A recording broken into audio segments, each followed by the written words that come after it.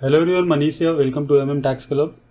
9 सितंबर 2024 को जीएसटी का 54th काउंसिल मीटिंग हुआ था, जिसके अंदर बहुत सारे चेंजेस प्रपोज किए गए हैं। जीएसटी के अंदर जीएसटी रेट्स में चेंजेस हुए हैं, बाकी दूसरे प्रोसीजर्स के अंदर चेंजेस प्रपोज किए गए हैं जीएसटी काउंसिल मीटिंग में। तो हम 1 to 1 यहाँ पे देखेंगे। ये प्रेस रिलीज है पीआईबी का, जिसके अंदर एक सारे रिकमेंडेशन का हाईलाइट्स दिया हुआ है, वो हम देखेंगे यहाँ पे।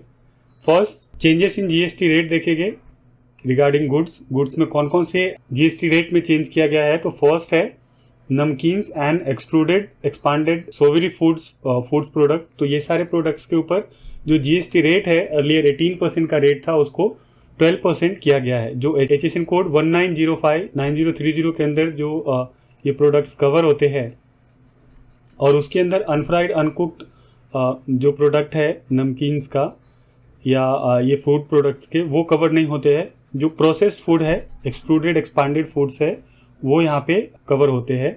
जिसके ऊपर 18% का जीएसटी रेट था नमकीन्स के ऊपर, उसको अभी 12% का रेट रखा गया है। लाइक नमकीन्स, भुजिया, मिक्सचर्स, चनेबा, ये सारे जो प्रोडक्ट्स होते हैं, उसके ऊपर ये रेट्स कम किए गए हैं। जो अनफ्राइड अनकुक्ड स्नैक्स है, उसके ऊपर 5% का रेट पहले भी था और अभी कंटिन्यू रहेगा। देन जो कैंसर ड्रग्स है, उसके ऊपर जीएसटी रेट को कम किया गया है। 12% रेट था अभी।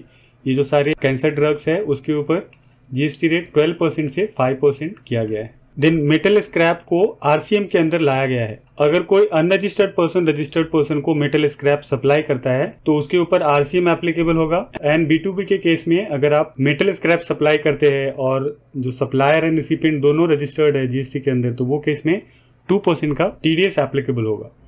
यहाँ पे एक क्लैरिफिकेशन है रिगार्डिंग RMPU। जो रेलवे के लिए एयर कंडीशनिंग मशीन है, वो क्लासीफाई किए जाएंगे अंडर HSN 8415, जो कि 28% का जीएसटी अट्रैक्ट करता है। कार एंड मोटरसाइकिल सीट्स के ऊपर जो जीएसटी का रेट है, वो इंक्रीज किया गया है यूनिफॉर्म करने के लिए। बिकॉज जो बाइक के सीट है, वो ऑलरेडी 28% उसके ऊपर जीएसटी अट्रैक्ट होता है। तो जो कार के सीट्स है अंडर HSN कोड 9401, उसके ऊपर 18% का जीएसटी था, जो कि अभी इंक्रीज करके 28% कर दिया। और इसकी एप्लीकेबिलिटी प्रोस्पेक्टिवली होएगी, मीन्स कि जब ये नोटिफाई किए जाएंगे, इसके नोटिफिकेशंस आएंगे, वो नोटिफाइड डेट से ये 28% का रेट एप्लीकेबल होगा। नाउ सर्विसेज के ऊपर क्या चेंजेस है रेट में, वो हम देखेंगे।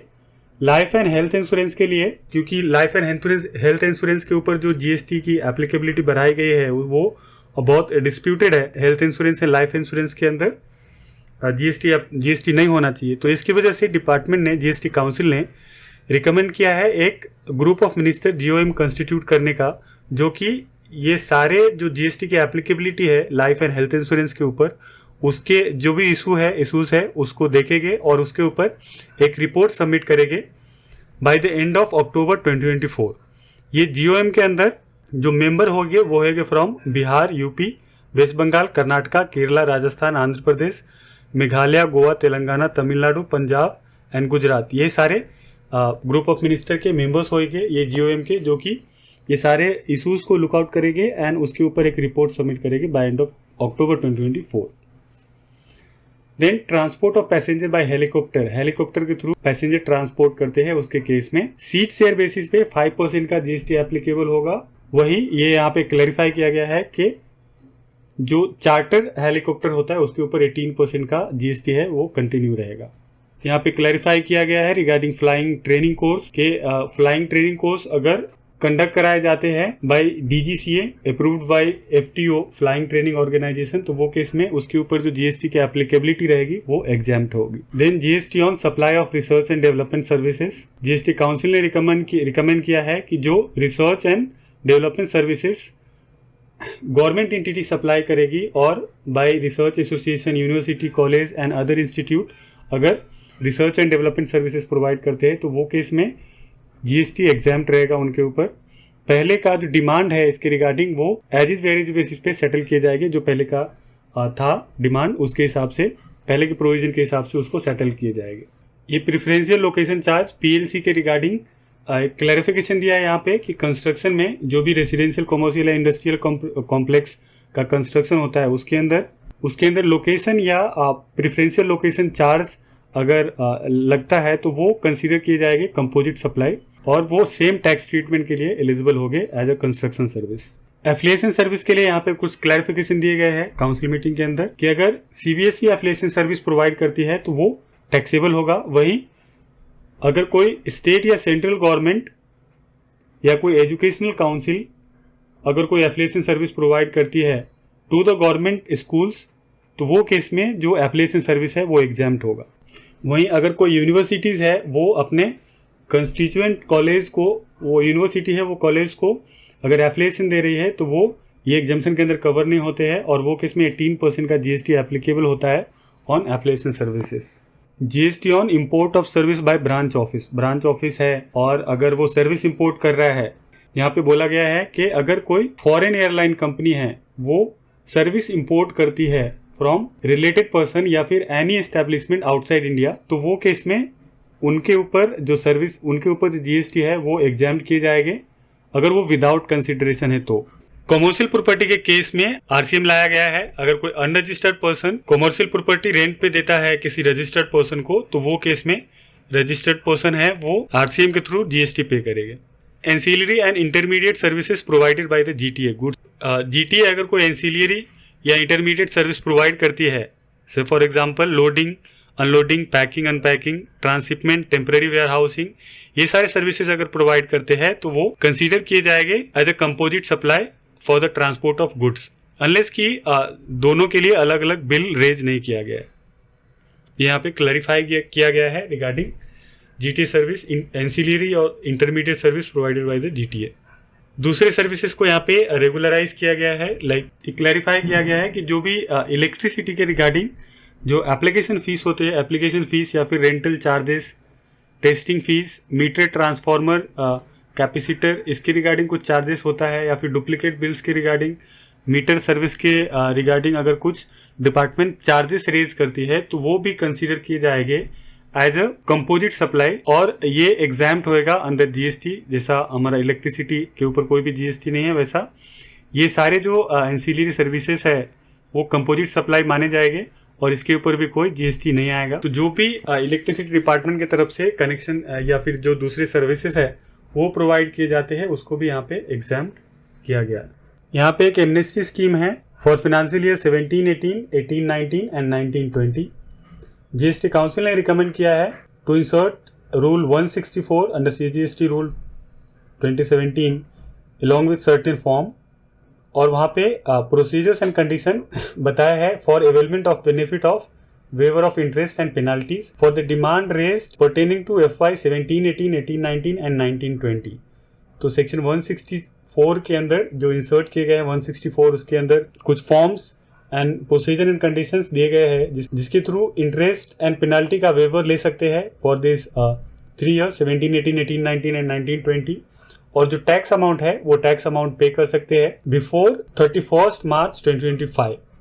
तो अगर आप ये एमनेस्टी स्कीम ऑप्ट करते हैं तो वो केस में 31 मार्च 2025 के पहले अगर जो भी आपका डिमांड है वो विदाउट इंटरेस्ट एंड पेनाल्टी आप पे कर सकते हैं। और जो इसकी रिगार्डिंग प्रोविजन है वो section 146 of the finance act, section 128 of CGST act में भी नोटिफाई हो सकता है विथ इफेक्ट फ्रॉम 1 नवंबर 2024।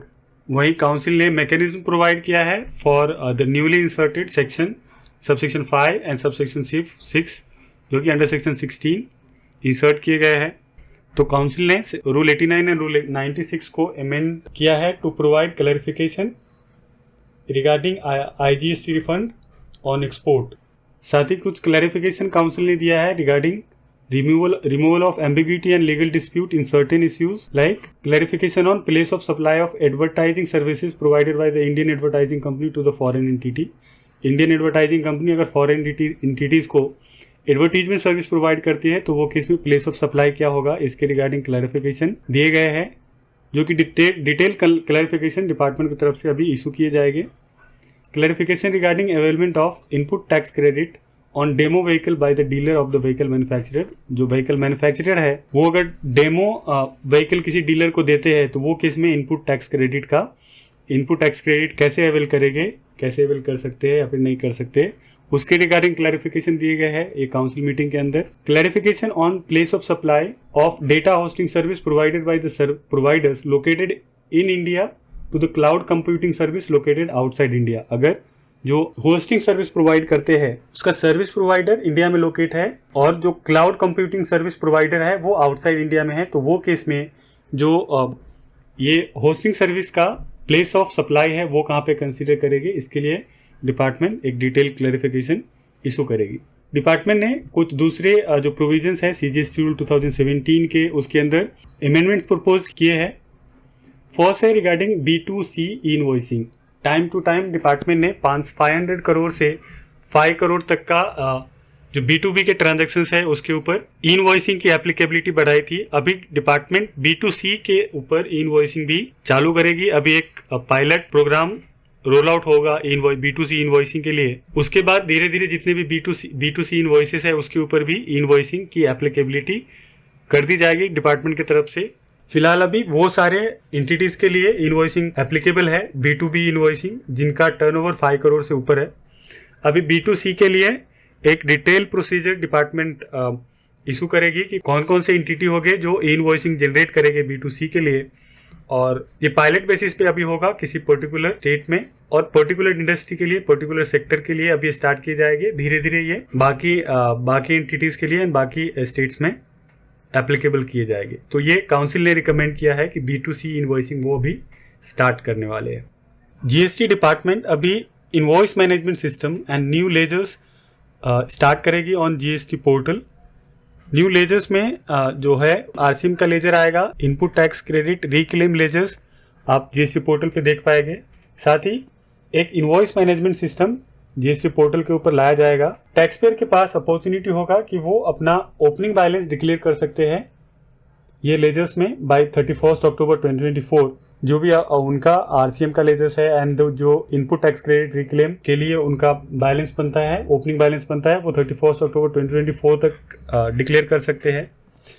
जो इनवॉइस मैनेजमेंट सिस्टम है IMS वो टैक्स पेयर को अलाउ करेगा कि वो जो भी इनवॉइस उनके पोर्टल पे दिखा रहा है, GST पोर्टल पे दिखा रहा है, उसमें से वो एक्सेप्ट या रिजेक्ट कर सकते हैं या फिर कुछ इनवॉइसेस पेंडिंग रख सकते हैं टू एक्सेप्ट और रिजेक्ट लेटर, जिससे जो एरर्स होते हैं टैक्स पेयर के एंड से वो रिड्यूस हो जाएंगे, कम हो जाएंगे, और जो रिकन्सिलेशन है टैक्स क्रेडिट का वो रिकन्सिलेशन करना ईजी हो जाएगा, मिसमैच कम आएंगे रिटर्न के अंदर, ये IMS के थ्रू, इनवॉइस मैनेजमेंट सिस्टम के थ्रू।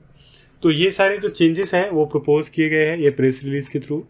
जो भी चेंजेस प्रपोज किए गए हैं ये 54th GST काउंसिल मीटिंग में रिकमेंड किए गए हैं, उसके लिए जितने भी प्रोविजन है वो सेपरेटली नोटिफाई किए जाएंगे और जो भी नोटिफिकेशन के अंदर डेट होगा वो डेट से ये सारे चेंजेस इफेक्टिव होंगे। आई होप वीडियो हेल्पफुल रहेगा, so please share this video and subscribe my channel. Thanks for watching.